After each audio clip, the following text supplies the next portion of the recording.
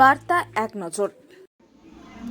তুফানগঞ্জ থানার পুলিশের পক্ষ থেকে একটি অভিযান চালানো হয় বলরামপুর সোনটুকরি এলাকায় এবং সেখান থেকে উদ্ধার করা হয় ইয়াবা ট্যাবলেট।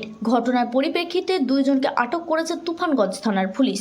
সায়দিন আলী বাড়ি সুকারুর কুঠি এবং জাহিদুল মণ্ডল বাড়ি তুফানগঞ্জ। অভিযুক্তদের কাছ থেকে প্রায় 230 গ্রাম ইয়াবা ট্যাবলেট উদ্ধার করেছে পুলিশ, যার বাজার মূল্য প্রায় 1,70,000। এছাড়া 2 মোবাইল উদ্ধার করেছে, এমনটাই জানালেন অতিরিক্ত পুলিশ সুপার কৃষ্ণগোপাল মীনা। অভিযুক্তদের বিরুদ্ধে এনডিপিএস ধারার মামলা করা হয়েছে। মঙ্গলবার এই বিষয় নিয়ে সাংবাদিকদের বৈঠক করলেন অতিরিক্ত পুলিশ সুপার কৃষ্ণগোপাল মীনা। বড় কোয়ান্টিটি নিয়ে আসে, তারপরে অনেক জায়গায় ডিস্ট্রিবিউট করে। কিন্তু এই কেসটি স্পেসিফিক্যালি কোথায় ছিল ওগুলো আমরা তদন্তের পরে বলবো। বাইরের স্টেট থেকে আসে?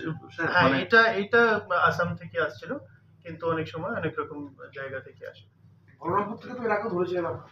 হ্যাঁ, হতে থাকে, অনেক হতে থাকে। এটা কি বাংলাদেশে যায়? ট্যাবলেট কি বাংলাদেশে তো যায়? ওগুলো এখন বলতে পারবো না, তদন্ত করে তারপরে বলতে পারবো। স্যার, এটা কি সিচুয়েশনে পাওয়া গেছিল? কোনো ব্যাগে